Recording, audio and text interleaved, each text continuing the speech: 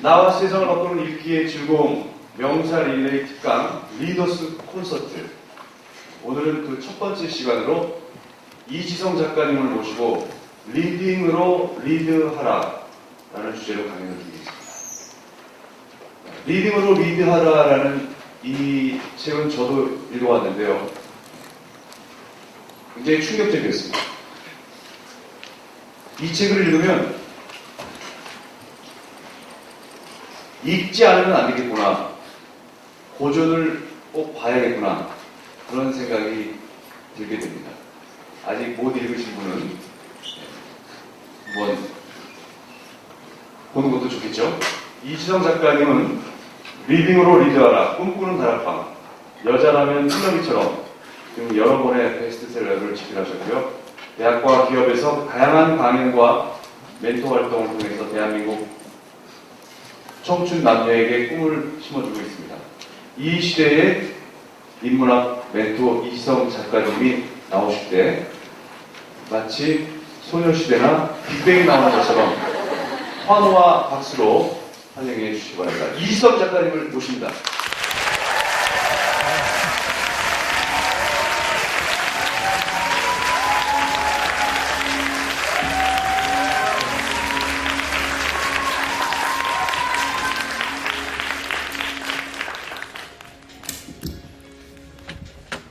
좀 놀래서 마이크가 빠졌어요.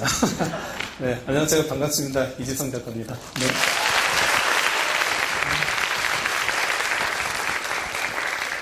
사실 제가 좀 몸이 조금 안 좋아요. 제가 서 있기도 좀 많이 힘든 상태인데 그래도 이렇게 정말 좋은 학교에서 멋진 분들 뵙고 이렇게 이야기를 나눈다고 생각을 하니까 지금은 안 아파요.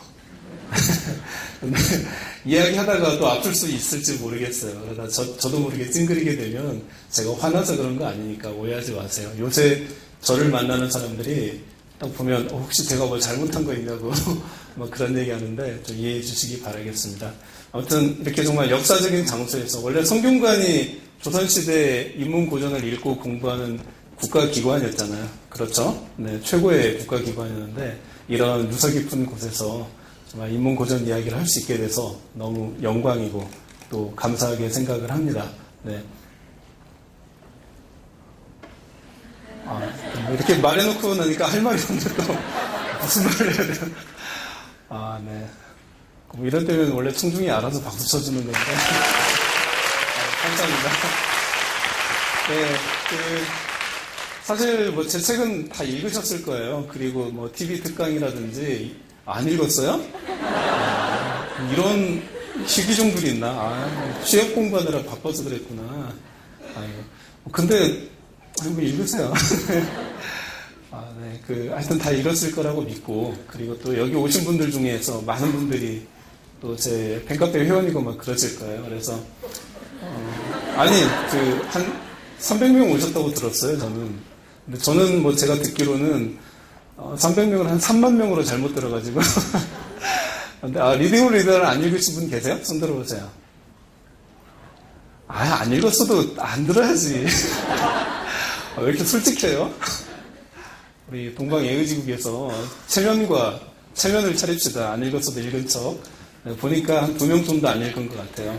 그리고, 제가 또 기존에 뭐 EBS 특강이라든지 굉장히 강의를 많이 해서 오늘은 좀 될 수 있으면 중첩되는 강의를 안 하려고 했는데 딱 보니까 2분이 안 읽으셔서 이 2분을 위해서 약간 개론적인 이야기를 하고 넘어가도록 하겠습니다. 제가 여기 대학생들이 많으시니까 제가 이 얘기를 해드릴게요. 제가 최근이 아니라 서너 달 전에 서울에 있는 한 명문대학교 신문사 기자들이 저를 찾아온 적이 있어요. 리딩으로 리더를 읽고 나서 뭐 감동도 받았지만 머리가 아프다면서 찾아왔어요. 이유가 뭐냐면, 인문고전을 왜 꼭 읽어야 되냐. 내가 책에서 그렇게 열심히 써놓았는데 또 와서 물어보더라고요. 선생님 책을 읽지 않는 사람들을 위해서 대신 묻습니다. 우리 대학생이 왜 인문고전을 읽어야 될까를 물어봐요. 제가 정말 좀 답답했어요. 왜 그러냐면은 제가 이런 이야기를 들려드릴게요. 미국이나, 저는 이제 미리 말씀을 드리는데 저는 뭐 미국을 좋아하거나 싫어하거나 아무 상관이 없는 사람입니다. 미국의 좋은 점은 배우고 뭐 나쁜 점은 버리자 이런 실용주의적 관점을 가지고 있는데요. 미국에서 제일 유명한 고등학교가 어딘지 아세요? 애국심이 너무 뛰어나구나. 그게 한국의 민사고라고 할 수 있는데. 네, 그 필립스 엑시터 아카데미라는 데가 있어요. 몰라요? 네. 아니, 그 수많은 부시 대통령을 비롯해서 미국의 리더의 4분의 1가량을 배출한 그런 고등학교고, 고등학교인데 도서관에 책이, 장서 수가 11만 권이 넘어요. 그런 고등학교가 있는데, 그 필립스 엑시터 아카데미 고등학교예요. 고등학교인데 졸업식 때 하이라이트 행사가 있어요. 그 하이라이트 행사는 뭐냐면 한 10명 정도의 졸업생이 앞으로 나오고 그 교장 선생님이 그 학생들 머리 위에 월계관을 씌워주는, 쉽게 말하면 너희들이 고대로 따지면 올림픽 승자처럼 대단한 우리 학교 최고의 인재들이다 라는 그런 이제 수여식이 있는데, 그 10명의 학생들이 누구냐면 고대 그리스 또는 고대 라틴 고전을 고대 그리스어나 고대 라틴어로 읽고 그 내용을 충분히 다 소화한 다음에 대학원생급의 분량의 논문을 고대 그리스어나 고대 라틴어로 쓴 고등학생 10명을 선발해서 월계관을 씌워주는 행사예요. 네. 그 필립스 엑시터 아카데미를 졸업한 학생 중에 제일 유명한 사람이 있어요. 20대예요. 제 영어 발음이 좀 안 좋아서 여러분 감안하고 들어주셔야 돼요. 마크 주커버크라는 사람이에요.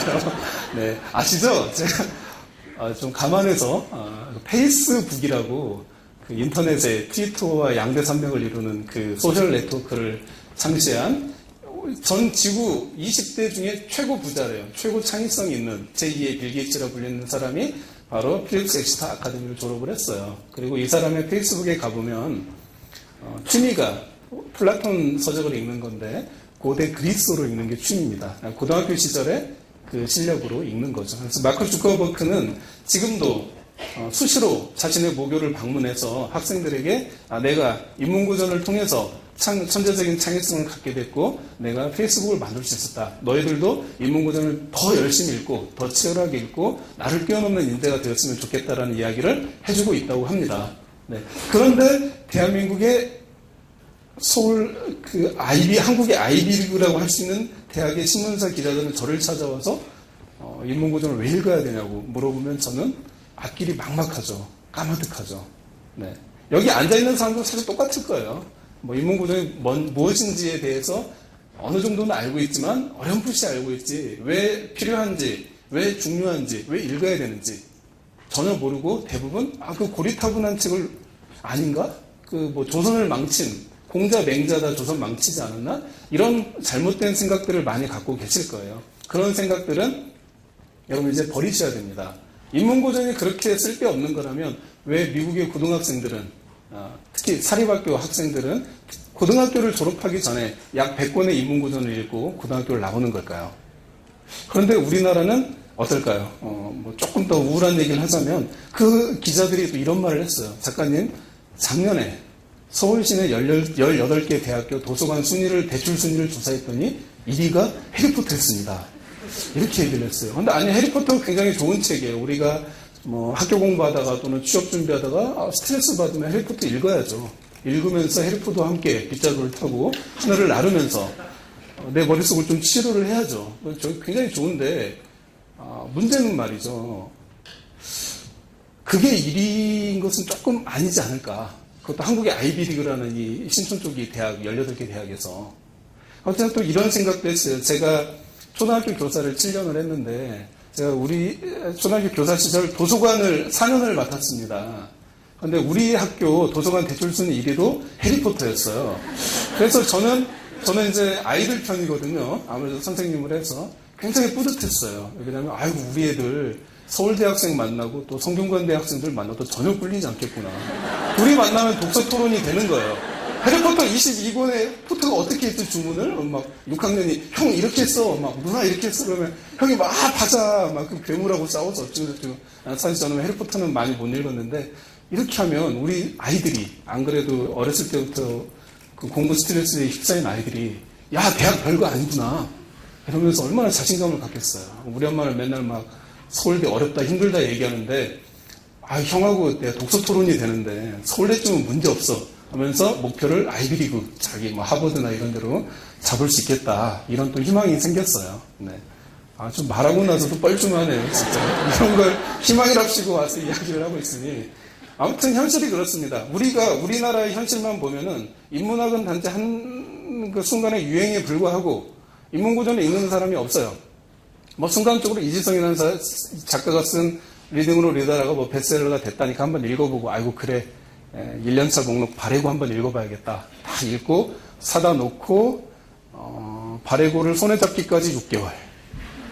펼쳐서 두 페이지 읽다가 아유 지루해 하고 더 집어넣고 영원히 이제 이별하는 경우가 대부분인데 그건 우리나라만의 현실이에요. 네. 우리보다 더 뛰어난 서구 선진국, 특히 미국 같은 나라는 그들에게 있어서 인문고전 독서는 미래를 만드는 가장 강력한 지적 무기입니다. 네. 많은 대학들이 그렇게 얘기합니다. 그리고 우리나라의 많은 사회의 어떤 그 지도급에 있는 인물들이 방송이나 신문을 통해서 이런 얘기를 해요. 우리도 이제 스티브 잡스, 제2의 한국에서 스티브 잡스가 나와야 된다. 또 누가 있죠? 스티브 잡스가? 빌 게이츠. 저는 뭐 발 게이츠라고 하는데, 빌 게이츠가 한국에서도 나와야 되고, 스티브 잡스가 나와야 된다 그러는데, 참 저는 안타까운 게 뭐냐면은, 빌 게이츠와 스티브 잡스를 만든 그 근원적인 창조적인 원동력이 뭔지에 대해서 우리나라는 너무나 무지하다라는 사실이에요. 특히 대학은 더 앞장서서 더. 자, 빌 게이츠가 그런 말을 했어요. 인문학이 없었다라면, 즉 인문 독서가 없었다라면 컴퓨터는 당연히 없었을 거고 나도 없었을 것이다. 마이크로소프트도. 네. 그리고 애플에 지금은 뭐 많이 아프셔서 굉장히 그 다이어트에 성공한 모습을 보여주시고 계신 이 스티브 잡스 곧 돌아가실 것 같아요. 근데 그 스티브 잡스는 이런 말을 했죠. 만일 내가 소크라테스를 만나서 밥 한 끼 먹을 수 있다라면 나 그 사람에게 애플 줘도 상관없다. 그 사람에게 이런 얘기를 했습니다. 저는 이런 말씀을 드리고 싶어요. 스티브 잡스가 무슨 할 일이 없어서 고대 철학자를 만나서 밥 한 끼 먹는데 왜 그 대가로 애플을 줘도 된다라고 이야기했을까요? 스티브 잡스는 미국에 있는 리즈 대학의 그 중퇴를 했죠. 수료인데 스티브 잡스가 또 이런 말을 했어요. 나에게 리즈 대학의 고전 100권 읽기 프로그램이 굉장히 큰 도움이 되었다는 이야기를 했습니다. 네.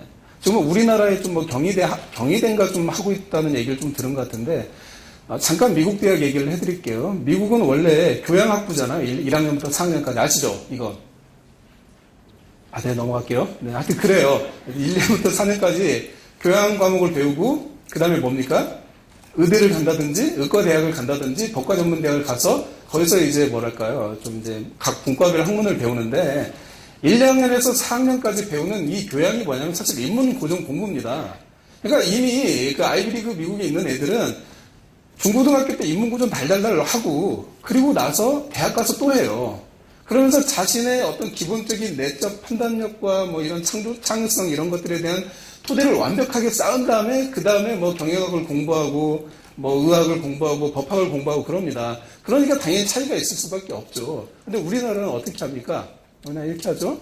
자, 예를 들면 그래요. 미국에 이제 공립학교와 사립학교가 있는데 미국의 공립학교는 우리나라처럼 가르칩니다.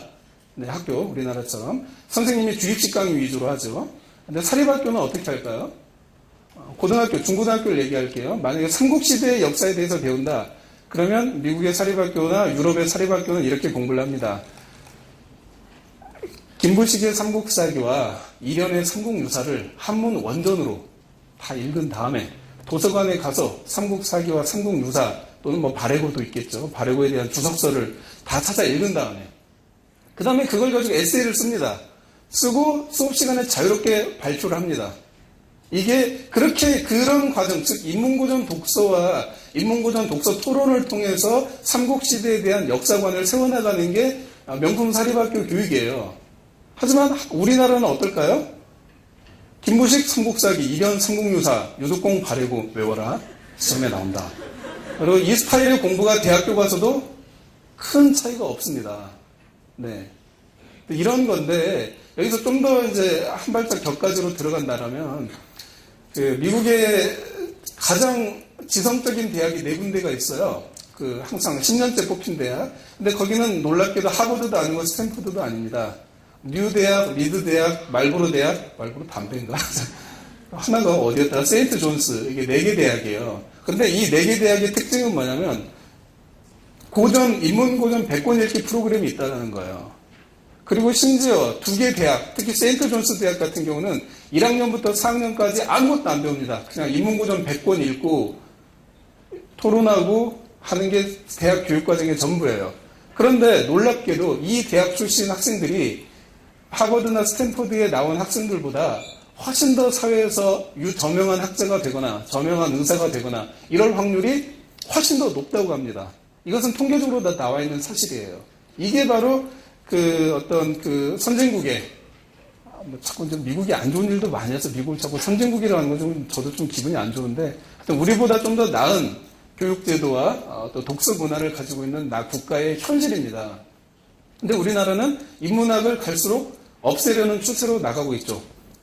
학생들도 인문학에 대해서 별 관심이 없고. 아무튼, 스티브 잡스가 4개, 최고 지성적인 4개 대학 중에 한 곳을 중퇴를 했고, 자신의 애플을 세우는 데 있어서 리즈 대학의 고전 100권 읽기 프로그램이 큰 도움이 되었다 그랬는데, 스티브 잡스가 무슨 바보일까요? 왜 그런 얘기를 했을까요? 제가 우리나라의 정말 대기업 최고 경영자나 재벌이나 국회의원 이런 사람들한테도 이런 동일한 질문을 던져보았습니다. 그런데 참 대답이 참 식상한 대답들을 하더군요. 네. 잡스가 고전을 사랑해서 그런 게 아닐까요? 이런 얘기도 하고.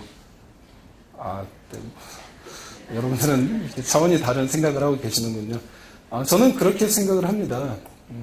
그 사람이 소크라테스의 플라톤의 대화편들을 통해서 소크라테스의 저서를 통해서 굉장히 어떤 컴퓨터 산업의 본질을 보았다고 생각을 해요. 그래서 모두가 그 당시에 컴퓨터에 대해서, 컴퓨터 사업에 대해서, 컴퓨터는 가격 경쟁, 즉 가격을 좀 더 낮추고, 안에 있는 어떤 프로그램이라든지 이런 것들을 굉장히 많이 집어넣고 가격을 낮추는 게 경쟁력이다라고 생각했을 때, 즉 모두가 다 왼쪽만 바라보고 있을 때, 잡스는 그때 소크라테스식 대화법에 던지지 않았을까, 그런 기반한 질문을. 이것이 과연 옳을까? 진정한 지금 21세기에 고객들이 원하는, 컴퓨터에 대해서 원하는 가치는 무엇일까에 대한 본질적인 질문을 던지고 그 답을 찾았다라고 볼 수 있겠죠. 그것은 바로 디자인이었던 거죠. 네. 그래서 저는 그렇게 생각해요. 만약 잡스가 소크라테스를 만났다면 똑같이 한번 물어보지 않았을까. 제가 21세기에 지금 디자인이라는 새로운 혁신적인 답을 찾고 질문을 던지고 답을 찾아서 오늘날 애플을 이렇게 만들었는데, 현재 애플을 뛰어넘는 진정한 창조성의 최고 경제에 오른 당신이 보기에 있어서 이 애플을 뛰어넘어서, 현재 애플을 뛰어넘어서 100년, 200년이 아니라 500년, 1000년 갈 수 있는 창조적인 기업을 만들려면 나는 어떤 질문을 던져야 합니까? 라는 그런 질문을 소크라테스에게 던지고, 또는 그런 지혜를 소크라테스에게서 얻으려는 그런 목적에서 그런 얘기를 하지 않았을까. 저는 그런 생각을 해요. 네. 이게 바로 제 책에 보면 수많은 사례들이 많이 있는데, 여러분도 대학생이고 잡스에도 요새 사회적인 관심이 많으니까 잡스를 통해서, 자꾸 잡스하니까 좀 그러네요. 잡스 이렇게 장난도 치고 싶은데, 잡스를 통해서 이야기를 드린 거예요. 진짜 인문 고전이 단순히 옛날 책이고 아무 소용이 없다라면 왜 지금 이 시대에 21세기의 지구의 문화를 가장 선두에서 이끌어가고 있는 리더들은 왜 하나같이 인문고전에 목을 베고 있는 것일까? 네. 그런 얘기를 여러분 질문에 저는 던져드리고 싶어요. 한번 생각을 한번 해보시라고요. 여러분, 대학 공부는 굉장히 중요합니다. 굉장히 잘해야 돼요. 열심히 해야 돼요. 우리는 대학생이니까. 하지만 여러분이 대학에서 평생을 보낼 건 아니잖아요. 네. 대학 4년 뒤에 세계를 또 준비해야 되지 않을까요? 그런데 단지 여러분의 준비가 단지 스펙에 불과하다면, 취업 준비에 불과하다면 여러분의 미래는 어떻게 되는 걸까요? 저는 여기에 대해서 20대라면 본질적인 굉장히 깊은 질문을 스스로에게 던질 수 있어야 된다라고 저는 생각을 합니다. 여러분의 미래는 여러분이 만드는 것이니까. 다른 누구도 여러분을 대신해서 생각해주지 못하니까. 그리고 어른들의 말은 여러분이 그냥 단순한 참고에 불과한 거예요. 어른들은 뭐 저도 그렇지만 20대 이후에 30대부터 뭐 100세까지 이 분들은 과거밖에 몰라요. 자기가 살아온 경험의 토대에서 여러분에게 얘기를 드리는 겁니다.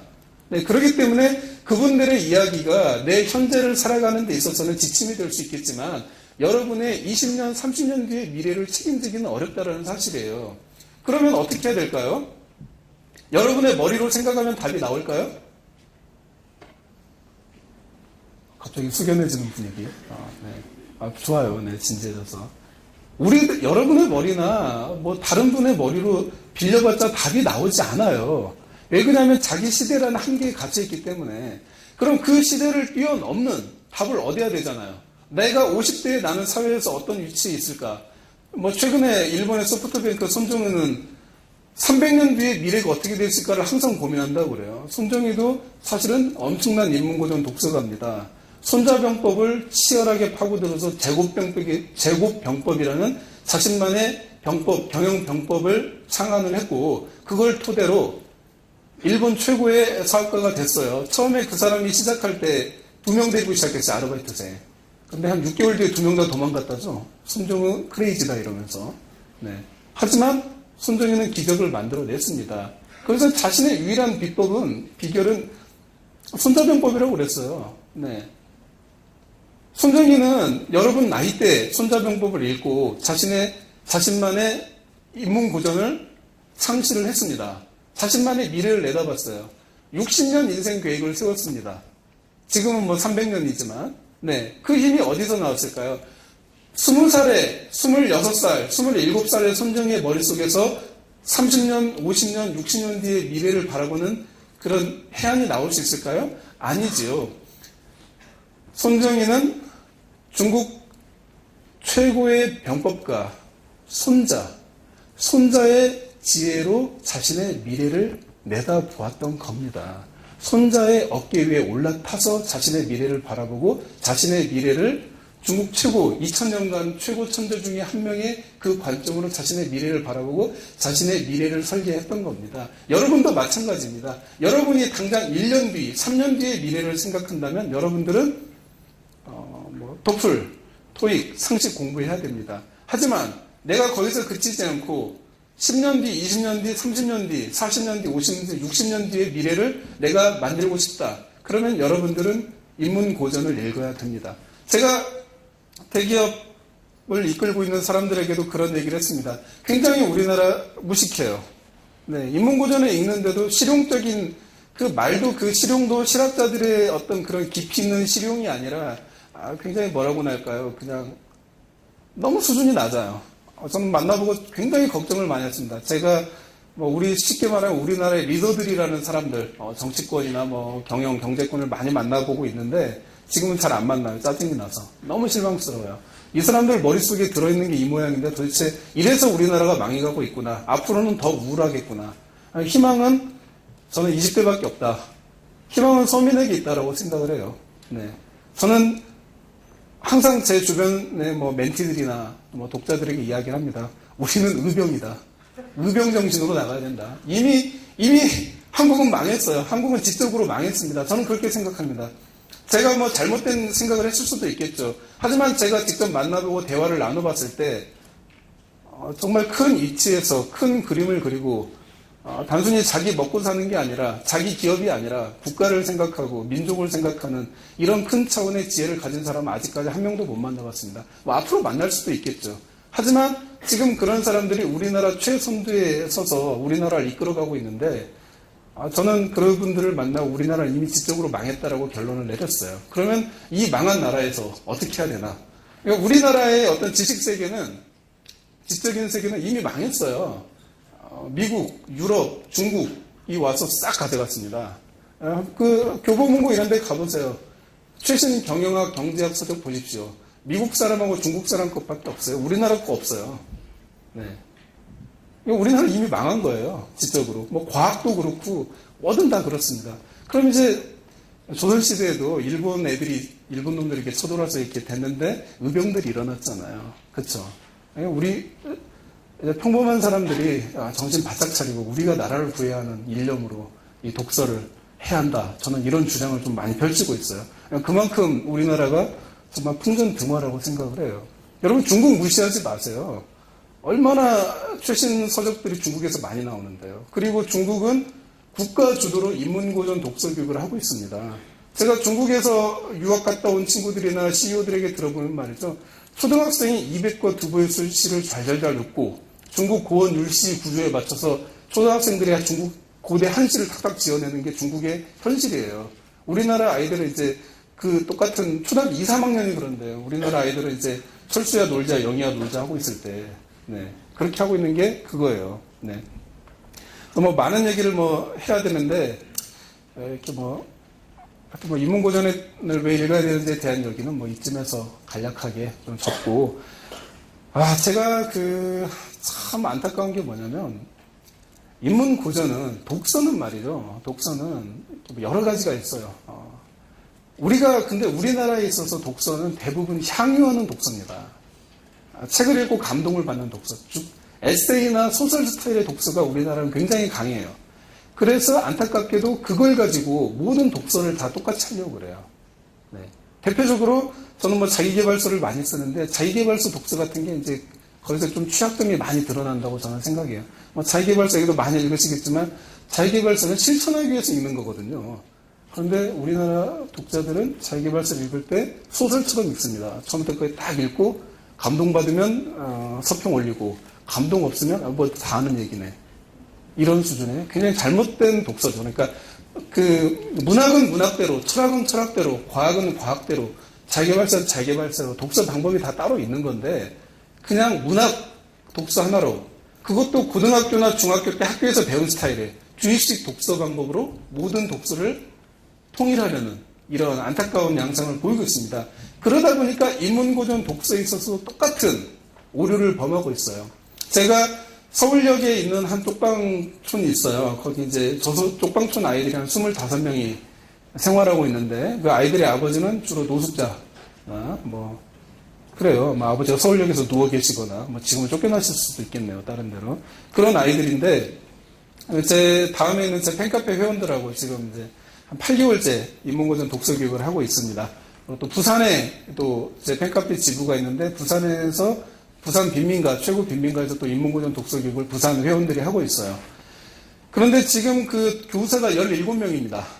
그 중에 다 자원봉사자예요. 다 자원봉사자. 매일 이제 서너 명씩 가서 아이들을 맡아서 초등학교 1학년부터 중학교 2학년까지 독서 교육을 하고 있는데 정교사가 7명이에요. 7명 있는데 이 7명이 한국 최고의 독서가들이에요. 1년에 책 300권 있는 것은 그냥 우스운 정도. 안 놀라는구나. 3,000권 읽나 보죠? 또 우스운 정도예요. 쉽게 말하면 진짜 독서에 있어서 한국 최고 수준에 오른 사람들인데 제가 너무 놀란 게 있습니다. 제가 공자의 논어를 가지고 이제 독서를 하고 있는데 처음에 너무 놀랐어요. 인문고전은 독서는 사색을 하기 위해서 하는 겁니다. 사색을 하고 내가 깨달음을 얻기 위해서 하는 거예요. 가장 중요한 것은 사색과 깨달음입니다. 네. 수많은 인문고전 독서 저자나 천재들이 동일한 얘기를 했습니다. 사색이 없는 독서는 죽은 독서다. 사색이 없는 독서는 그건 바보를 만드는 독서다. 그래서 조선시대를 보십시오. 얼마나 공자와 맹자를 하면서 책을 열심히 읽었습니까? 달달 외웠습니까? 하지만 생각하는 게 없었습니다. 그냥 책을 외우고 외운 내용 읊는 것 뿐이었어요. 네. 그 지식인들이 만든 게 임진왜란과 병자호란이죠. 네. 병자호란 때 남한산성에서 그랬죠. 조선의 대진들이 무경칠서, 즉 동양고전이죠. 놓고 탄식하면서 다들 손자병법을 그렇게 읽었는데 청나라 군사 앞에서 아무 짓도 못했어요. 네. 오히려 굴욕을 당했죠. 왜 그랬을까요? 손자병법 내용만 달달 외우니까. 그러니까 주입식이니까. 현실에 적용을 해야 되는데 못하니까. 네. 그래서 이제 조선이 다 망했죠. 네. 근데 아무튼 여기에 대한 얘기도 하려면 두세 시간 걸리니까 넘어가도록 하겠습니다. 궁금한 거 많이 있으면 EBS 들어가 보세요. EBS TV 가면 TV 평생대학 홈페이지 가면 3시간짜리 재특강이 있어요. 이지성 인문고전 독서법. 그거 한번 그 전에 제 책 읽으시고 거기 한번 들어가 보시면 돼요. 그러면 이제 3시간짜리 보시면 되는데 아무튼 이제 그런데 제가 참 놀랬던 게 뭐냐면은 제가 분명 그렇게 말씀을 드렸거든요. 인문고전은 사색하기 위해서 하는 겁니다. 2주 동안 논어 학예편을 읽고 깊이 있는 사색을 하신 다음에 사색은 답이 없으니까 우리 그 사색의 과정을 우리 다음 2주 뒤에 만나서 나눕시다라고 얘기를 했어요. 2주 뒤에 선생님들을 만나서 이제 교육을 시작했습니다. 선생님들이 어떤 얘기를 했을까요? 3가지였습니다. 첫째, 공자의 생애와 공자의 생애에 대해서 빠삭하게 공부를 해오셨어요. 둘째, 논어 학예편의 핵심 내용에 대해서 완벽하게 암기를 해오셨어요. 거의 암기 수준으로. 셋째, 논어가 나온 그 시대적 배경에 대해서 굉장히 깊은 공부를 해오셨어요. 자, 이 3가지는 어떤 거와 직결이 되어 있을까요? 이 3가지가 필요한 데는 어딜까요? 생각해 보세요. 대학 입시입니다. 시험에 나오는 것들만 공부를 해오신 거예요. 네. 이게 바로 우리나라 독서의 현 주소입니다. 우리나라 독서는 망했어요. 이게 완전 진짜 강아지판이에요, 강아지판. 우리나라 독서는 주입식 독서예요. 입시 공부를 스타일로 독서를 해요. 책에서 중요한 내용을 꼭 알아야 돼. 또 사상적 배경을 꼭 알아야 돼. 그리고 느낀 점이 있어야 돼, 느낀 점. 도대체 책을 보고 뭘 느낀다는 거예요? 도대체 나는 그것도 이해를 못하겠어. 물론 소설을 보고서는 우리가 느낀 점을 얻을 수 있어요. 감동을 할 수 있으니까. 그런데 칸트의 순수해성 비판을 읽고 느낀 점을 적으면 어떻게 되는 거예요? 칸트의 순수해성 비판을 읽었다, 플라톤의 고르기아스를 읽었다, 그러면 생각을 해야 되잖아요. 근데 그것도 느껴요, 그냥. 우리나라 사람들은 IPL 하면서 느껴요. 좋은 책이구나, 이러면서. 그리고 또 한편 마지막으로, 칸트 어렵구나. 2가지 느끼죠, 2가지. 잘 모르겠네, 내가 아직. 부족하구나. 이런 것들을 느껴요. 그럼 어쩌자는 거예요? 그래서 제가 참 너무 당황스러웠어요. 그래서 그분들하고 지금 제가 그분들은 그랬어요. 우리 도저히 안 되겠습니다. 여러분이 너무 주입식 독서에 입시교육에 매몰돼 있어서 지금 논어 이거 시험에 나오지도 않는데 너무 시험 공부를 열심히 해오셨어요. 이제 여러분들에게 필요한 건 사색입니다. 이러면서 그랬어요. 자, 논어 처음을 펴시다. 한문 원전을 딱 보니까 처음에 뭐가 나오죠? 자왈이 나와요. 2글자가. 제가 그랬어요. 그러면 앞으로 우리는 1년 동안 이 자왈을 가지고 사색을 하겠습니다. 라고 얘기를 했어요. 지금 8개월째 2글자 갖고 사색을 하고 있어요. 우리는 한 달에 2-3번씩 꼭 만나서 이 2글자 가지고 2시간씩 토론을 해요. 8개월째. 지금 한 4개월 남았어요. 이런 과정을 또 제 팬카페 동영상으로 다 촬영해서 올리고 있어요. 네. 근데 이런 얘기를 제가 드리면 우리나라 사람들은 굉장히 너털 웃음을 터뜨립니다. 근데 이것은 굉장히 잘못된 거예요. 자, 동아시아, 중국, 우리나라, 일본과 그 친구들.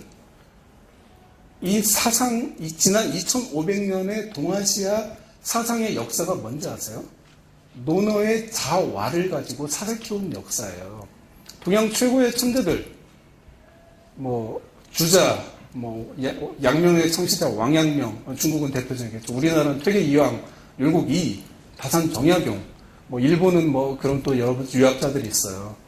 이 사람들이 논어의 자왈, 공자에 대해서 공자께서 말씀하셨다. 공자의 말씀하신 내용을 가지고 평생을 사색하고 연구하고 고민하고 논어에 나와 있는 한 글자를 가지고 50년씩, 20년씩, 30년씩 일반 사람이 아니라 100년에 한 명, 200년에 한 번 나올까 말까 동양 최고의 천재들이 사색을 거듭해서 논어 집주를 쓰고 그런 것이 동양 2500년의 역사예요.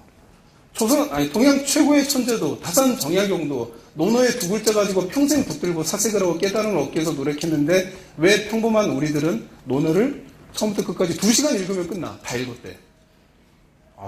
정말 대단해요. 너무너무 대단해요. 그게 굉장히 우리나라가 잘못된 독서를 하고 있는 거죠. 다산 정약용 선생님은 어디 주역이었나? 주역에 나오는 한 글자를 가지고 52년을 사색하신 것도 있어요. 52년을 그 글자 하나 놓고. 화담 서경덕은 글자 하나 방벽에다 붙여놓고 무릎 꿇고 깨달음 얻을 때까지 글자 하나 놓고 사색하다 병 걸려서 6년 동안 치료했잖아요. 이 병 걸린다라는 건 그만큼 목숨을 걸고 사색한다는 겁니다. 양명의 창시자 왕수인도 사색하다 병이 들었습니다. 네. 양명의 창시자 왕수인은 한 문장 놓고 28년을 사색을 했어요. 네. 이게 바로 인문고전 독서인 겁니다. 글자 하나를 놓고 최고의 천재들이 2500년간 대를 이어가면서 사색할 수 있게 만드는 힘, 그 근원적 힘, 그게 그 근원적인 힘을 느껴보는 게 바로 인문고전 독서라는 사실이에요. 인문고전 외에는 다른 책은 아무도 못해요. 여러분 해리포터 한 문장 가지고 25년 사색할 수 있으세요? 못한다니까.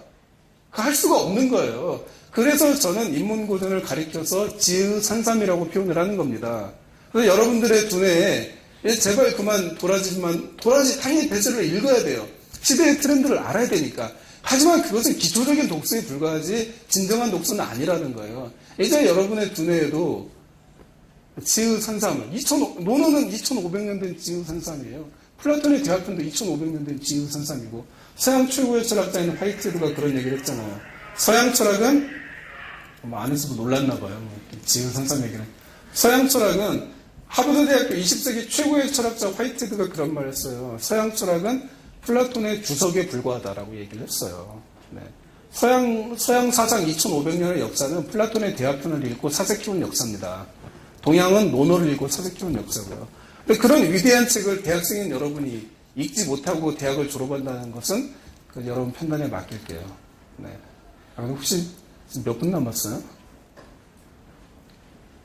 시계가 없어서 10분 남았으니까 알겠습니다. 그러면 제가 인문고전 독서에 있어서 그 사색과 깨달음이 굉장히 중요하다고 그랬습니다. 그런데 말이죠. 이런 게 있어요. 인문고전을 읽어서 나는 어떤 사람이 될 것인가? 여기에 대한 질문이 있을 수 있습니다. 인문고전 독서의 목적이 무엇이라는 거죠? 잡스처럼 돈 많이 벌기 위해서? 그건 좀 답이 되기엔 부족하지 않습니까? 경영을 잘하기 위해서, 취직을 잘하기 위해서, 돈을 많이 벌기 위해서, 지혜를 많이 얻기 위해서, 다 좋아요. 근데 왜 그런 지혜를 얻어야 되느냐 이야기죠. 저는 그 답을 세종대왕의 독서에서 찾았습니다. 세종대왕은 여러분 나이에 23살인가의 왕이 올랐습니다. 세종이 23살의 왕이 올랐을 때 그 밑에 정승이, 황희와 맹사성이었습니다. 우리나라 따지면, 현대로 따지면 지금 여기 있는 대학교 2학년이 왕이 된 거야, 대통령이 된 거야. 근데 그 밑에 이어령 씨 있고 안철수 씨 있어. 그런 상황이야. 그런데 놀랍게도 그 조선의 이어령과 안철수가 그 23살 왕 앞에서 왕이 하는 말에 다 따랐다라는 거예요. 왕권이 무서워서가 아니라 자기보다 훨씬 더 지혜가 있다는 걸 인정하고 왕의 길을 묵묵히 따라갔다는 사실이에요. 네. 세종대왕이 눈병이 걸렸다 이런 얘기 있잖아요. 그건 아무것도 아니에요. 세종대왕이 인문고전을 한번 읽으면 가족군이 떨어질 때까지 읽었대요. 그래서 우리나라 학자들이 실험을 해봤대요. 얼만큼 읽어야 가족군이 떨어지나. 1만 1000번이랍니다. 네, 이미 세종은 10대 시절에 인문고전을 그렇게 심오하게 읽으면서 두뇌의 수준이 이미 공자나 맹자의 수준에 올라갔던 거예요. 공자, 맹자 앞에서 황희와 맹사성은 아무것도 아니지. 그렇기 때문에 세종의 리더십의 비밀은 거기에 숨어 있는 겁니다.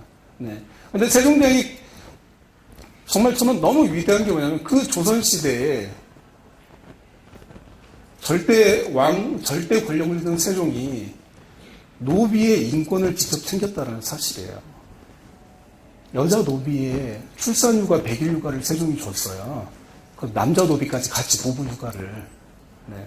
지금 비정규직도 그런 거 없어요. 네. 그게 바로 세종입니다. 그래서 저는 세종대왕의 일화를 읽고 세종대왕을 연구한 다음에 인문고전 독서의 목적은 약자를 위한 사랑이구나. 그런 것을 알게 됐습니다. 그리고 그러면 세종시대에 있어서 노비는 무엇일까에 대해서 굉장히 고민을 많이 했어요. 그것은 잠깐 제가 준비한 영상을 보고 짧으나마 이어가도록 하겠습니다. 영상 좀 부탁드릴게요. 무거운 돌을 운명처럼 짊어진 사람들. 아글레콜라 강변에만 무려 4천여 명의 사람들이 이렇게 돌에 의지해서 살고 있다. 심지어는 이제 겨우 2살 먹은 아이가 망치질을 하고 있는 모습도 발견됐다. 망치를 이길 힘조차 없는 아이가 언제부터 돌 깨는 일을 배웠을까?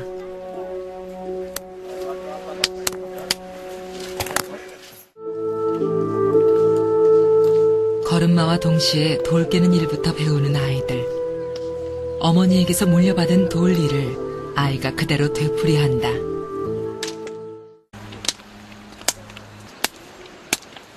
그 중에서도 유난히 말이 없는 한 소녀가 눈에 띄었다. 카메라가 가까이 다가가도 한치의 동요도 없이 망치질에만 열중하는 아이.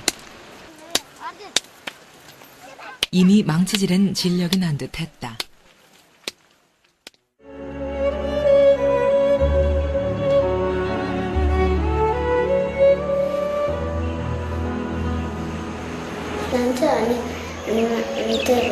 Nanti kopi puan melaksana saja sembilan melaksana kopi saan kita pun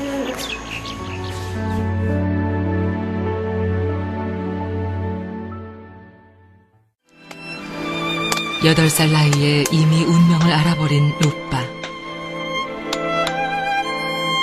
얼마나 더 두드려야 새로운 운명이 열리는 것일까?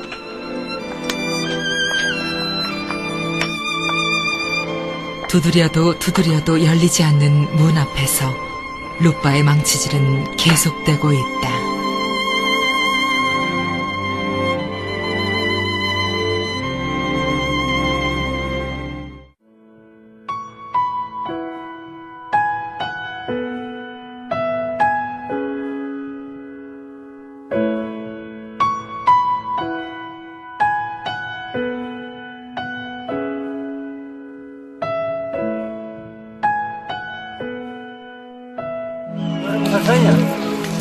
Garam sa? Bang boleh. Kopi baik tu boleh.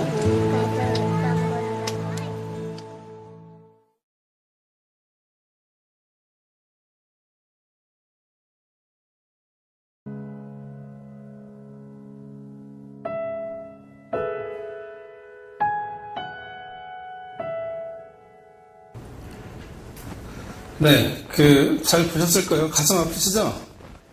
네. 이 사람들이 바로 조선으로 따지면 세종시대의 노비들입니다. 그런 환경에 있는 사람들이에요. 그래서 우리나라는 독서에 대해서 참 말은 많은데, 독서를 해서 어떤 인간이 될 것인가, 어떤 행동을 할 것인가, 어떤 삶을 살 것인가에 대해서는 질문이 없고 답도 없어요. 너무너무 안타깝습니다. 인문학에 대해서 아무리 이야기를 하면 뭐합니까? 네, 많은 사람들이 그런 얘기를 해요. 인문학은 사람답게, 인간답게 살기 위한 학문이다. 그 인간답게 산다는 건 도대체 뭘까요? 내가 그냥 인간적인 대우를 받으면 인간적인 삶인가요? 인간에 대해서 토론하고 논의하면 인간적인 삶인가요? 저는 아니라고 생각합니다. 인간적인 삶, 인문학을 한다는 진정한 목표는 내가 아니라 나보다 훨씬 약한, 너무너무 약해서 내가 도와주지 않으면 바로 사망에 이를 수 있는 이런 사람들을 내가 내 작은 힘으로 도와주면서 그들의 손을 잡고 함께 앞으로 나아가는 것. 그게 바로 진정한 인간답게 사는 것이라고 생각을 합니다. 네. 제가 여러분 앞에서 기아대책에서 나눠주는 엽서 이런 거 다 받으셨을 거예요. 안 받으신 분도 계시면 나가면서 꼭 받으세요. 네.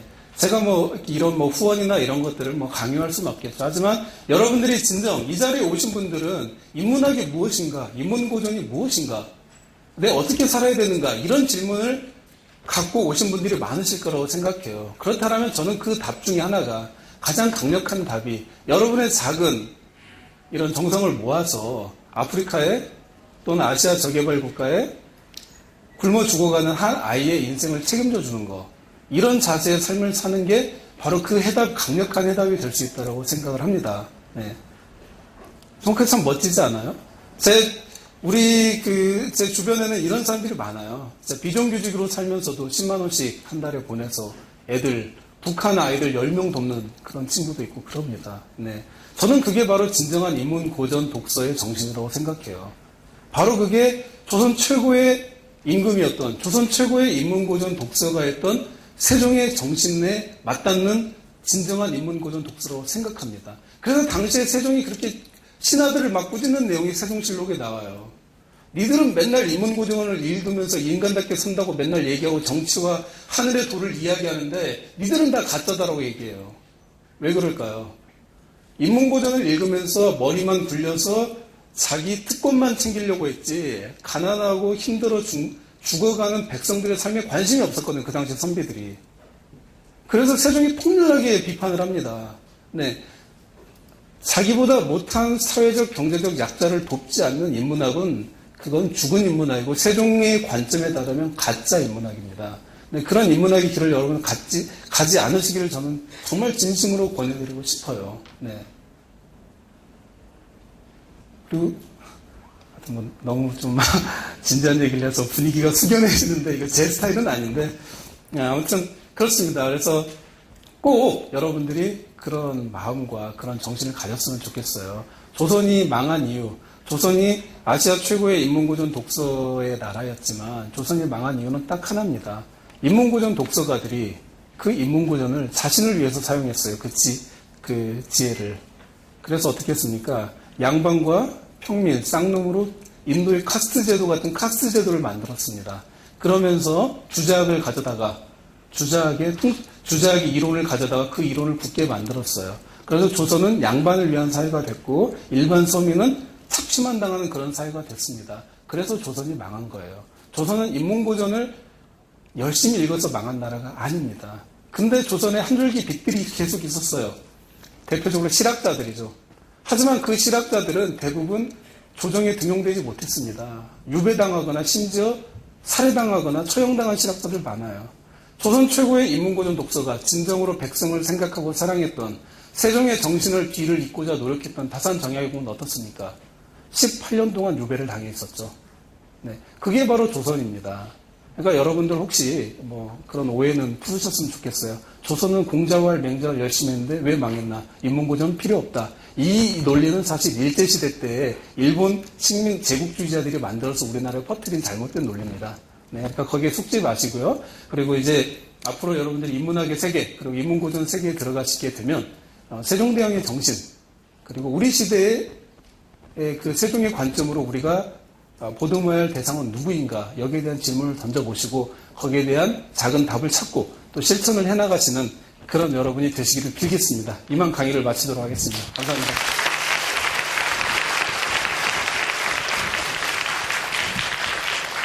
이지영 작가님을 다시 모시겠습니다. 큰 박수로 환영해주세요.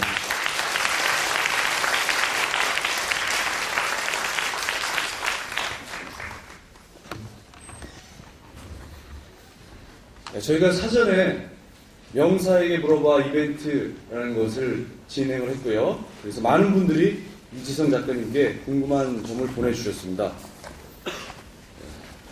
정말 수백 편이 올라왔는데 다는 읽어드릴 수가 없고요.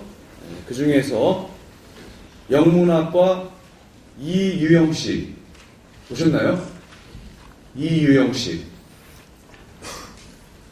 네, 안 오셨네요. 감사합니다, 이유영 씨. 네, 아니 질문을 주신 분들은 다 오시기로 됐는데 오늘 안 오셨네요. 아쉽네요. 네, 넘어가겠습니다. 자, 경영학과 하효원 씨. 예, 나와서 질문해주세요. 안녕하세요. 경영학과 하효원입니다. 제가 긴장되네요. 한번 확인을 해봤는데 양력을 한번 봤는데 초등학교 선생님 하시다가 이제 지금 강연이나 이런 거를 하신다고 들었는데 혹시 어떻게 보면은 좀 안정된 직장이 초등학교 선생님이라는 거를 이제 버리고 이런 새로운 활동에 뛰어들게 되시는데 그런 좀 인생에 좀 영향을 많이 끼치는 터닝 포인트나 이런 게 있으셨다면은 제가 이제 개인적으로 좀 궁금해서 한번 질문을 드리고 싶었습니다. 일단 뭐 제가 초등학교 교사를 뭐 때려쳤다 그러면 다들 많이 놀리시더라고요. 그 좋은 걸 왜 때려쳤냐 그러는데 일단 저는 교대를 지방교대 나왔고요. 뭐 공부를 잘해서 간 건 아니고 저 9학번인데 그 당시에 지방교대 남자는 반에서 15등만 해도 갔어요. 여자는 뭐 반에서 1등 해야 되는데 커트라인이 달라서 근데 그냥 뭐 제가 워낙 10대 시절을 만화책과 전자로실에 빠져서 살아서 아버지도 와 계시는데 아버지께서 저를 굉장히 오랜 기간 관찰하시고 우리 아들이 일반 회사에 가면 당연히 1년도 안 돼서 쫓겨나고 평생 너무 힘들게 살 것 같으니까 안 잘리는 직장이 뭘까를 굉장히 고민을 하시고 연구를 하셨어요. 그래서 저를 안 잘리는 직장이 교대란다. 초등학교 선생님 교대를 가게 됐는데 막상 가보니까 저하고는 너무 안 맞더라고요. 그런데 그래서 제가 상연 평점이 2.2입니다. 원래 이렇게 더 낮을 수도 있는데 교대는 상대평가예요. 그래서 D- 이하로는 학점을 줄 수가 없어요. 그래서 사실상 뭐 전교 꼴찌였는데 그래도 김대중 정권 때 교사들 명예퇴직이 있어서 저는 군대에 있을 때 시험을 봤는데 1200명 뽑는데 1100명이 오셨어요. 그래서 저는 합격했어요. 근데 더 놀라운 사실이 있는데 제가 군대에 있을 때 시험을 봤는데 7차 교육과정을 공부했거든요. 근데 보니까 7차 교육과정 그 다음에 보는 거더라고요. 엉뚱한 교과를 공부했는데 제가 903등 했어요. 제 밑에 200명 있었어요. 저 이런 사람이에요. 아무튼 그렇게 해서 이제 생계 때문에 교사가 됐는데 그 초등학교 교사를 하면서도 제가 교육에 좀 관심이 많아서 그 교육 현실에 대한 책을 한 5권 정도 썼어요. 마지막으로 제가 최근에 빨간약이라고 개정돼서 나왔는데 피노키오 상담실 이야기라는 그 책을 쓰고 나니까 더 이상 제가 초등학교에 있어야 할 필요성을 못 느꼈습니다. 할 일은 다 한 것 같았고 그래서 마침 그때 이제 여자라면 힐러리처럼의 베스트셀러가 됐고 그래서 그냥 과감히 이제는 꿈의 길을 가자. 물론 이제 그 뒤에 뭐 베스트셀러가 더 나올지 안 나올지는 전혀 이제 제 혼자만의 믿음이었고 보장은 안 돼 있었고 사실 또 그때 제가 진 빚이 보증 빚이 원금만 4억이 넘어서 그때 뭐 20만 부 정도 팔렸는데 다 팔아서 2억밖에 안 되고 빚으로 다 끝나는데 그럼에도 불구하고 할 일을 초등학교에서 다 했으니까 이제는 내 꿈을 한번 살아보자. 그래서 그냥 과감히 때려쳤습니다. 과감히 이직했습니다. 교사에서 작가로. 그런데 자연스럽게 독자님들이 많이 그 뒤로 계속 사랑해 주셔서 지금은 걱정하지 않고 있죠. 네, 이상입니다. 네, 감사합니다. 네, 고맙습니다. 자, 그리고 또 다른 질문자, 경제학과의 이형석님 오셨나요? 네, 안 오셨네요. 이상해. 자, 하나만 더 그럼 한 분만 더 소개를 해드리죠. 신문방송학과의 이인현 씨. 네, 앞으로 나와주세요. 예, 감사합니다. 네, 고맙습니다. 저는 신문방송학과 재학 중인 이인현이라고 합니다. 이건 이제 교내 댄스 스포츠 동아리 활동 중이고요. 네, 앞에서 지금 공개 모집 중입니다. 네, 아무튼 그래서 제가 질문이 정확히는 기억 안 나는데 아마 제가 고전 같은 거 읽으면은 고전에서 일단 그 작가분들이 한 통찰이나 그런 생각들이 사실 저의 경우에는 안 맞는 경우가 있었습니다. 그래서 그런 경우는 어떻게 제가 비판적으로 받아들이고 그런 걸 해석해야 하는 게 좋은지 그런 요지로 질문한 것 같습니다. 일단 안 맞으셨다고 얘기를 하는데 그게 그 기준이 뭔가요? 저의 경험상 저희 경험으로 느낀 뭐 인간이라든가 그런 문제랑 이제 뭐 다른 책에서 본 그런 내용들이 안 맞는 경우가 좀 있어요. 그런데 그 본인의 경험, 인간에 대한 경험이나 이런 것들이 한번 생각해 보세요. 인간에 대한 경험만 놓고 얘기한다면 몇백 년 뒤에 어떤 인류에게 지침이 될 수 있을까요? 본인의 경험이? 그렇죠. 그런데 인문고전은 지침이 되고 있어요. 그러면 본인의 생각이 옳은 걸까요? 인문고전이 옳은 걸까요? 그러면 이제 생각을 좀 교정해야 될 필요가 있는 것 같아요. 그렇죠. 근데 지금 인문고전을 판단하는 기준이 단순히 나의 경험이잖아요. 그런데 그게 뭐 본인이 뭐 1000명 또는 10,000명의 인간을 상대해본 것은 또 아니잖아요. 그렇죠. 그리고 시대를 관통해서 뭐 조선시대의 인물을 또 상대해본 것도 아니고 뭐 아니잖아요. 그렇죠. 굉장히 협소하잖아요. 그렇죠. 근데 그 관점으로 어떤 그 인문고전을 그 프리즘으로 봤다라는 자체는 제가 보기에는 조금 변화의 필요성이 있을 것 같다. 그런데 내가 그렇게 노력했음에도 불구하고 뭔가 안 맞다. 그럼 다른 책 읽으면 되죠. 뭐. 읽는 권이 한두 권이 아니니까. 뭐 읽으셨어요? 쇼펜하우어 책을 많이 봤는데. 쇼펜하우어는 영재주의 철학의 인생론 같은 거 책을 봤는데. 예. 아니, 쇼펜하우어만 읽은 거 아니에요. 그건 아니에요. 그렇죠. 예. 그러니까 다양한 책이 있으니까 또 뭐 논어를 읽는다거나 뭐 그렇다면은 자기에게 또 그게 맞을 수 있죠. 아니면 같은 인간도 뭐 맹자의 인간관이 또 다르고 묵자의 인간관이 다르고 뭐 다 다르니까. 예. 제가 보기엔 좀 다양한 독서 인문고전을 좀 읽어보시고 그렇게 일단 처음엔 쇼펜하우어 좀 아니다. 예. 자살을 참여한 철학자를 알겠습니다. 아무래도 도서 선정에 있어서 조금 변화가 필요하지 않을까. 쇼펜하우어 책 굉장히 좋은 책인데 좀 더 너무 극단적인 한 좀 부분이 있으니까 좀 여러 책을 좀 균형을 중용 한번 읽어보세요. 중용 한번 읽어보시고 그래서 좀 균형을 좀 잡는 독서를 좀 권해드리고 싶어요. 네, 감사합니다. 감사합니다. 네. 신문방송학과 이인현 씨의 질문에 대해서 이지성 작가님께서 또 즉석 클리닉까지 해주셨습니다. 자, 그런데 오늘 아무래도 이 주최하는 측이 한국언론진흥재단 또 조선일보사이다 보니까 저는 이런 질문을 한번 좀 드려보고 싶네요. 이지성 작가님. 네.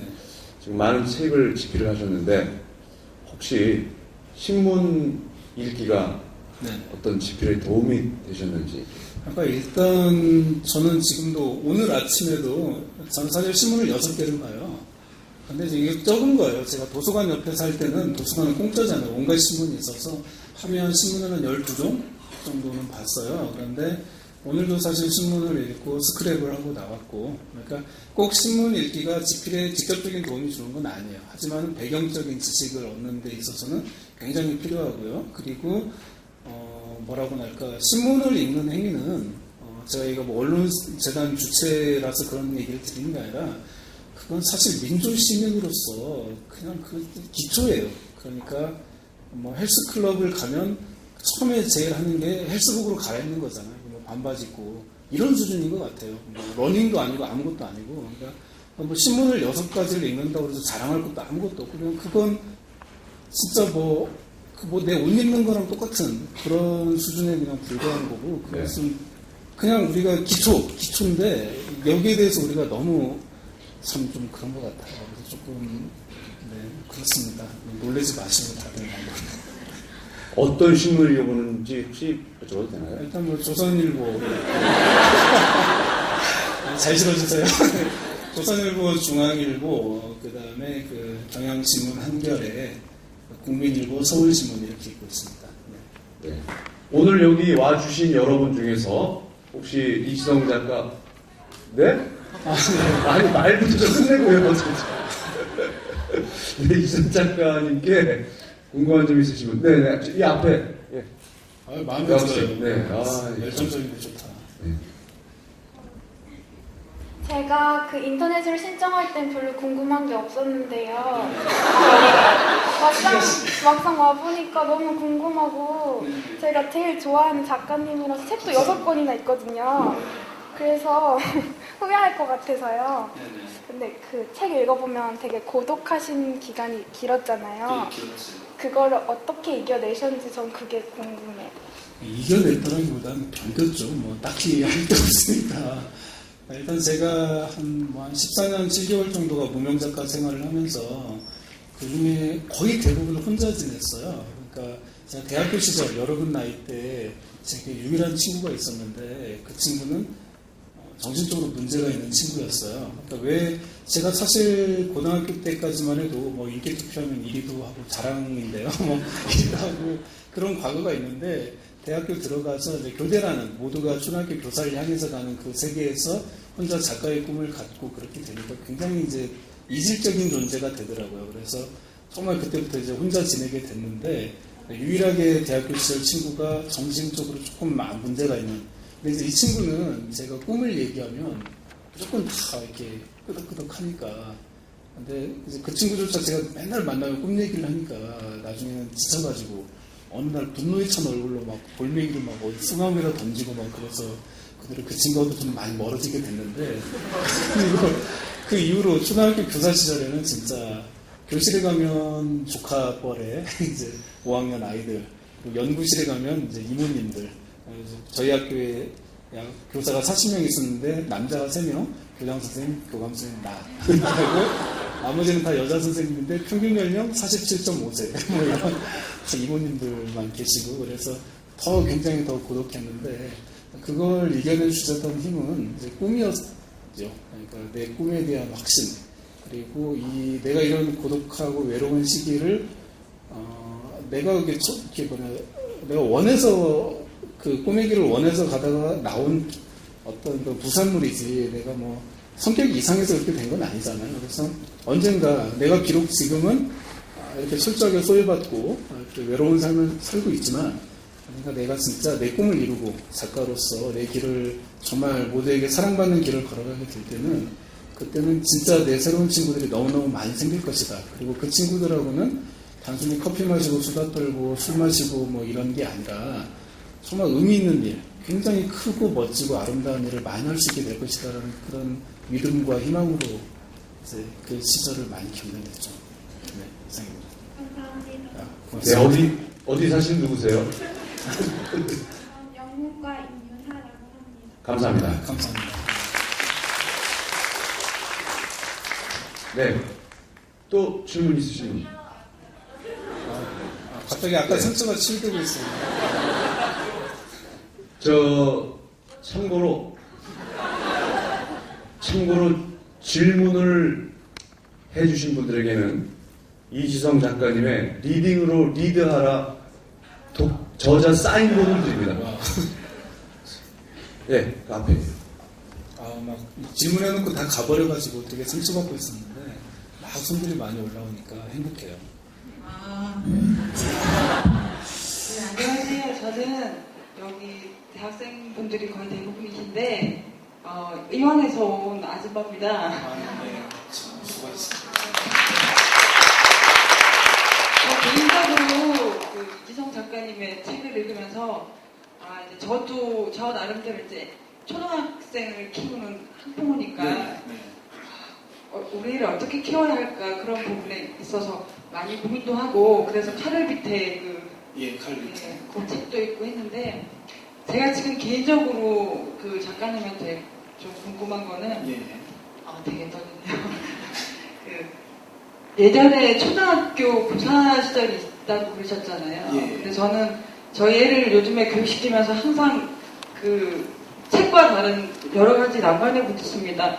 예를 들어 뭐 옆집에는 학원을 어떻게 다니는데 그리고 뭐 어떻게 교육을 할 것인가 그 부분에 있어서 너무 많은 고민을 하게 되는데 제가 만약에 지금 이지성 작가님이 그런 지금 현재 생각을 가지고 다시 초등학교로 가서 뭐 그게 몇 학년인지 모르겠지만 지금 그 고전 교육을 시키고 싶으시다면 어떻게 하시고 싶으신지. 그러니까 우리가 의병이면 다음 세대 의병을 키워야 하는 의무가 있는 사람들인데 그런 부분을 좀 이렇게 얘기를 좀 해주셨으면 좋겠거든요. 네, 일단 뭐 제가 초등학교 교사 시절에 우리 반 아이들하고 인문고전 독서 교육을 한 건 실제 사실이고요. 그래서 그리고 지금도 사실 인문고전 독서 교육은 이제 아이들을 대상으로 하고 있고, 근데 뭐 지금 또 다시 돌아간다면 옛날에 제가 했던 가장 주요했던 방법이 아이들에게 최신 영화 보여주기, 뭐 과자 사주기, 수업 시간도 무시하고 뭐 4시간씩 놀기 뭐 이런 거였는데 좀 더 그걸 더 강화해서 뭐 짜장면 사주기, 뭐 8시간 놀기, 6시간 6교시다 놀아버리기 뭐 이런 식으로 요즘 아이들이 정말 제가 안타까운 게 뭐냐면 우리 뭐 대치동만 가봐도 신경 클리닉 센터가 있잖아요. 학원 사이사이에 굉장히 아이들이 병들어 있어요. 너무너무 많이. 그러니까 엄마들은 단순히 그냥 자기가 잘한다고 시키는데 초등학교 아이들이 5, 6학년만 돼도 10명 중에 서너 명이 공부 스트레스 때문에 자살하고 싶다라는 얘기를 하고 있는 상황이고 실제로 10대들이 매일 하루에 한 명씩 공부 때문에 자살합니다. 네. 그렇기 때문에 저는 일단 아이들을 좀 스트레스를 풀어주고 싶어요. 많이 놀게 한 다음에 그 다음에 이 아이들에게 어떤 그 나눔에 대한 교육 있죠. 그러니까 사실 그냥 공부 때문에 죽고 싶다는 아이들 손 잡고 아프리카 동영상 몇 편만 보여줘도 애들이 많이 변해요. 아, 한국이 공부 지옥인 줄 알았더니 나름 천국이네요. 이러면서 애들이 많이 변하거든요. 그렇게 해서 저는 아이들에게 좀 비전을 좀 주고 싶어요. 네가 공부를 열심히 해야 되는 이유는 바로 이런 아이들 위해서다. 이런 식으로 주고, 그리고 가장 중요한 건 뭐냐면 애들은 말만 해서는 하나도 변화가 안 돼요. 선생님이 직접 열심히 해야 됩니다. 즉 어머니들이 가정교육에 대해서 고민을 하거든요. 물음표만 생기는데 물음표가 생기는 이유는 딱 하나예요. 본인이 물음표 속에 갇혀 있거든요. 본인이 행동을 안 하고 생각만 하기 때문에, 즉 내가 변화해야겠다가 아니라 우리 아이를 어떻게 변화시켜야 되겠다. 즉 나는 옆으로 걸으면서 우리 애는 앞으로 똑바로 걷게 해야 되겠다. 이러다 보니까 거기에서 트러블이 생기고 고민이 생기고 그러거든요. 그렇기 때문에 가장 중요한 것은 어머니나 아버지께서 먼저 앞으로 거시는 거죠. 여태까지 옆으로 걸어왔는데 앞으로 걸리면 얼마나 힘들겠어요. 그래서 저는 그런 말씀을 드리고 싶어요. 부모가 힘들어야 아이가 힘이 난다고요. 그래서 제가 뭐 그런 게 꼭 이상적인 건 아닌데, 뭐 에일대 법대총장 무슨 분 한국인 최초 제가 뭐 그 얘기를 좀 들은 게 있는데, 꼭 에일대 총장이 되는 게 자녀교육 성공은 아니겠죠. 하지만 우리 21세기 한국의 부모님들 그런 사례를 많이 좋아하시니까 놓고 본다면 그쪽은 매일 새벽 2시인가 새벽 4시에 집 밑에 지하실에 있어서 새벽 2시인가 되면은 아버지 어머니가 먼저 일어나서 도서관에서 온 가족이 공부를 했대요. 그러니까 2시부터 7시까지 이렇게 매일 하루도 안 빠지고, 부모님이 그렇게 하니까 애들이 따라왔던 거죠. 자연스럽게 체화돼서 가정이구나. 근데 부모님은 6시, 7시까지 주무시면서 애한테 새벽 4시에 깨워서 공부하라고 내려보내면 애들은 스트레스만 받겠죠. 근데 지금 현실이 그렇잖아요. 부모는 열심히 안 살면서 자기 인생을 변화시키는 노력이 없으면서 아이들만 너만 앞으로 잘 걸어라는 학원, 과외로 내몰리고 있는 현실인데, 그래서 저는 이제 부모님들만 변화하시면 아이의 변화는 저절로 따라온다라고 말씀드리고 싶습니다. 네, 감사합니다. 네, 또 다른 질문 있으신 분. 저기 가운데 머리에 핀 꽂으신 분. 아, 예, 벌써 나오셨어요? 네, 그럼 먼저 이분부터. 예. 감동적인 이야기, 몸도 불편하신데. 예, 저희 맨 뒷줄에 보시면 저희 휠체어 타신 분들 15명 같이 오셨거든요. 예, 제가. 감사합니다.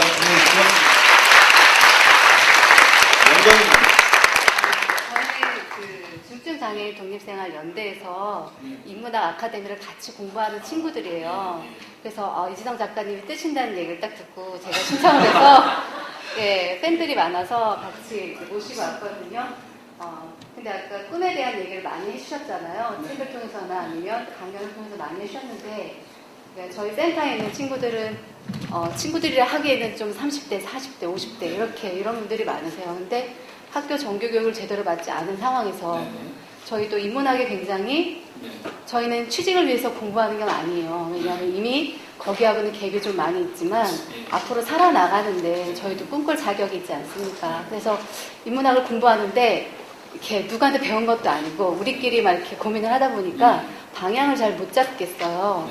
그래서 역사 쪽으로 가야 될지 문학 쪽으로 가야 될지 일단 자기가 좋아하는 책을 읽고 와서 같이 리뷰를 하면서 토론을 하거든요. 사색이라는 걸 하는데 좀 이렇게 길잡이가 좀 있으면 좋을 것 같아요. 그래서 저희가 어떤 방향으로 가는 게 좋을지 한번 짧은 시간이지만 조언을 구하고 싶습니다. 일단 저도 사실은 인문고전 제 책에도 써놨지만 독서 초보자라서 19살 때부터 지금까지 계속 해오긴 했지만 저도 잘 모르지만요. 뭐 부족한 의견을 말씀드리자면 저는 지금 이 상태도 굉장히 잘하고 계시는 거라고 생각을 해요. 그러니까 뭔가 지금보다 좀 더 의미 있는 삶을 사시고자 하는 그런 마음으로 그런 독서를 하시는 거잖아요. 그렇죠. 근데 저는 거기서 이미 굉장히 기본은 충실히 하신다고 생각을 하시거든요. 그런데 이제 그런 삶은 무엇인가에 대한 어떤 이제 고민의 차원이 아니라 그냥 어떤 실천의 차원이 필요하겠죠. 그렇죠. 그것이 뭐라고 할까요? 물론 우리도 어렵지만 일단 우리끼리 그냥 희망과 행복 행복한 삶, 행복한 연대를 추구하는 것, 이런 것들이 이제 1차적인, 지금 뭐 잘하고 계실 거라고 생각을 하고요. 그리고, 또 뭐냐, 이 세상에 사실 정신적으로 불편한 사람들이 더 많거든요. 네. 그렇죠. 아무리 내가 몸에 장애가 있어도 내가 정말 의지만 있고 꿈만 있고 희망만 있으면 정말 장애인 올림픽에 나가서 뭐 최근에 대구 육상대에서도 막 2달이 넘는 분이 그런 멋진, 하지만 이 사지가 멀쩡해도 정신적으로 이것을 못하시는 분들은 뛰어내리시는 일들이 한국에도 최고잖아요. 그러니까 이런 좀 정신적으로 정말 힘들어하는 사람들을 위해서 어떤 메시지 같은 것들을 우리가 어떻게 할 것인가, 우리의 삶을 통해서 겉보기는 멀쩡하지만 사실은 병들어 있는 이런 사람들 우리가 치료하는 사람이 되자, 어떻게 할 것인가, 뭐 이런 것을 하나씩 찾아가는 방법, 이런 것도 참 좋을 수 있겠고요. 그러니까 제가 드리고 싶은 말씀은 독서에 있어서 방법론은 사실 의미가 없어요. 그것은 왜 그러냐면 답이 없기 때문에 개인 각자가 자기에게 맞는 독서법을 찾으면 됩니다. 물론 제가 제 책에다 쓴 독서법은 뭐 천재들의 독서법을 정리해놨지만 그게 또 정답은 아니거든요. 이재성이라는 사람이 본 관점에 불구하고요. 그런데 어떤 목적이 있잖아요. 의미 있는 삶을 살기 위해서 고민한다가 아니라 의미 있는 삶을 실천하는 것. 그 실천을 향해 나간다라면 그 독서가 저는 완성됐다고 생각을 해요.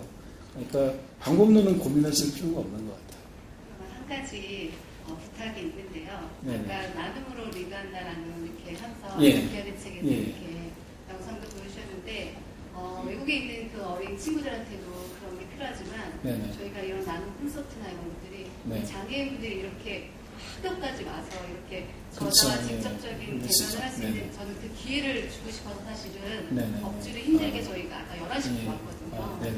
네, 그래서 굉장히 오래 기다려서 지금 만남을 가졌는데 이런 기회를 조금 이제 아예 그런 분들 이렇게 초대를 한번 해주셔서 저에게 네네네. 그런 시간을 주시면 어떨까. 일단 네. 제가 그 제 팬카페에서 항상 네. 강의, 기부 특강을 해요. 아, 예. 그런데 뭐 사실 입장료가 좀 셉니다. 2만 원, 3만 원 받고 하는데 그래도 막 그 몇백, 한 최소 뭐 500명에서 1000명 이렇게 오시는데 제 팬카페 공지를 하거든요. 그때 그 저에게 메일이나 카페를 통해서 쪽지를 주시면 네. 그때 관련 이렇게 계신 분들 다 무료로 제가 맨 앞자리에 초청을 하겠습니다. 네. 그리고 저도 가족 중에 장애를 가지신 분이 계세요. 네. 네, 네. 참 아름다운 작가님이세요. 자, 머리에 핀 꽂으신 분. 안녕하세요. 저는 성균관대학교 경제학과 2학년에 재학 중인 정지은이라고 합니다. 네, 좋은 말씀 많이 들었고요. 제가 궁금한 게 여기도 지금 대학생분들이 많이 계시잖아요. 네. 아무래도 우리나라 대학생들이 도서관 대출 순위가 1위가 해리포터라고 할 만큼 인문학 고전 읽는데 익숙지가 않은데 막상 인문학 고전을 읽으려고 해도 뭐부터 읽어야 할지 고민이 되거든요. 그래서 혹시 인문작으로 추천해주고 싶으신 게 있으신지, 또 이것만은 꼭 읽었으면 좋겠다는 인문학 고전이 있으신지 여쭤보고 싶습니다. 네, 일단 그 도서에 대해서는 제 책 보시면 1년차부터 10년차까지 한 160권이 나와 있어요. 그거 참고하셔도 되고, 그리고 아마 성균관대에도 있지 않을까요? 그 인문고전 추천 도서가 다 대학마다 다 있는 걸로 알고 있어요. 그 순서 따라가셔도 되고요. 그러니까 조금 더 발품을 좀 하시는 노력 조금만 하면 인터넷에 쳐봐도 되게 많이 나와요. 각 대학의 도서 목록이랑 인문고전 하시면 될 것 같고, 그 다음에 질문이 뭐였죠? 깜빡. 그러니까 인문작이랑 꼭 이것만은 제가 아, 맞다. 그러니까 꼭 이것만을 읽어야 된다면 사실 기본적인 책인데, 일단 동양철학, 동양 이제 사상, 동양 고전의 이제 가장 큰 뿌리라고 할 수 있는 뭐 논어는 뭐 필수적인 거고요. 서양 철학은, 서양 고전의 뿌리는 이제 뭐 플라톤의 대화편들, 이 두 개는 이제 기본적으로 우리가 읽고 넘어가야 되는 거예요. 이 두 권을 먼저, 플라톤의 대화편들 좀 많이 있어요. 많이 있는데 그 중에서도 뭐 초기 대학, 중기 대학편 뭐 파이돈 정도, 논어하고 파이돈 정도로 시작을 해보시면 좋을 것 같습니다. 예. 감사합니다. 네, 고맙습니다.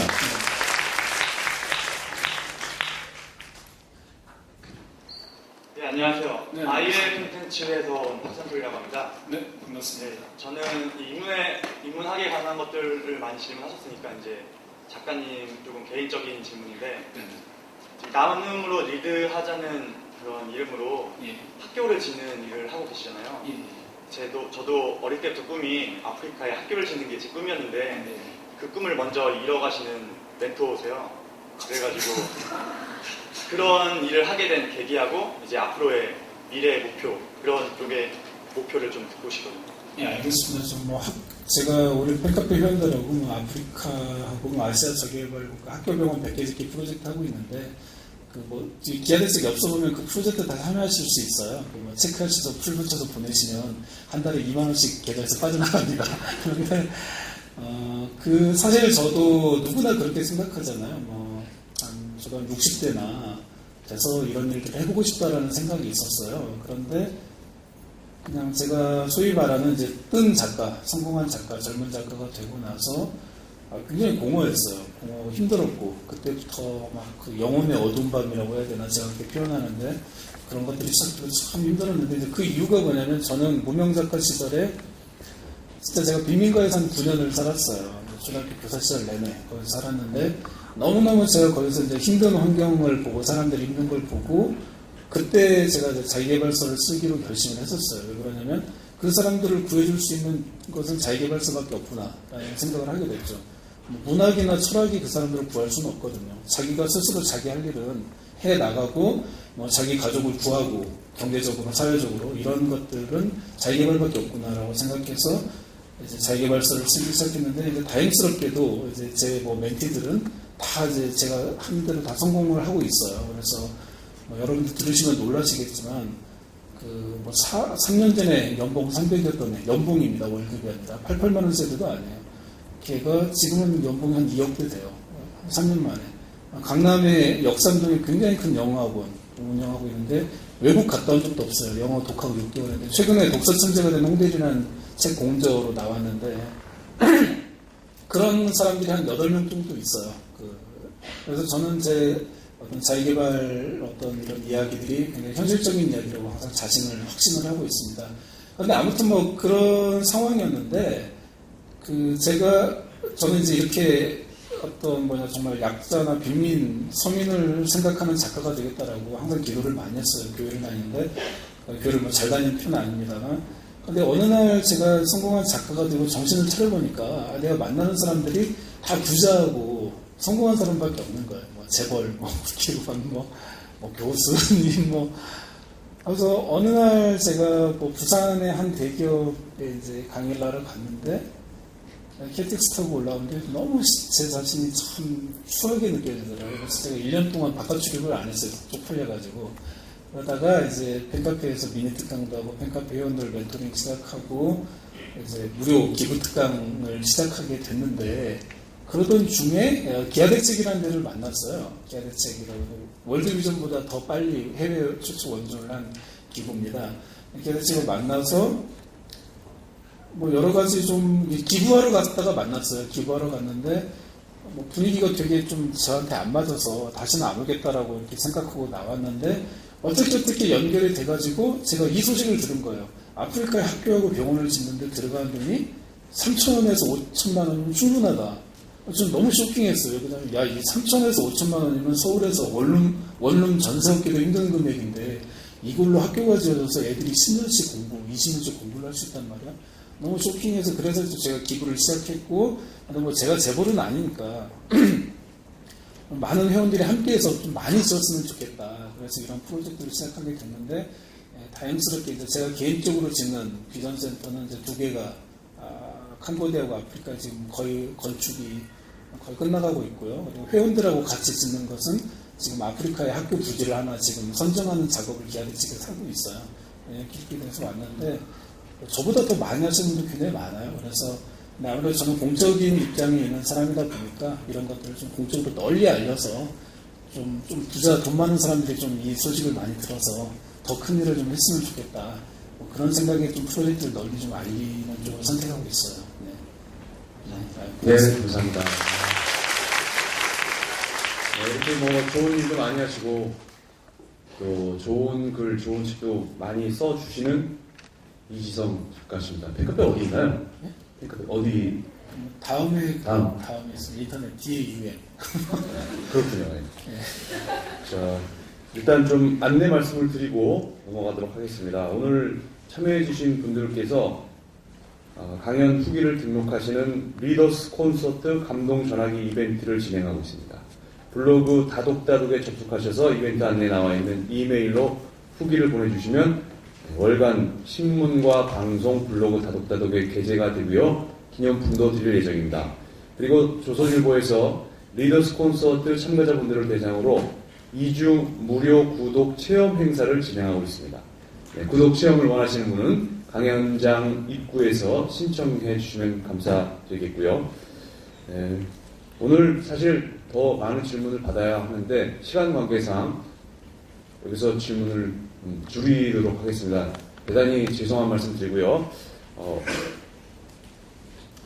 2시간이 어떻게 흘러갔는지 모를 정도로 정말 이지성 작가님과의 시간이 너무 재미있었고 또 감동적이었습니다. 지금까지 열정적인 말씀을 들려주신 이지성 작가님께 다시 한번 큰 박수 보내주십시오. 감사합니다.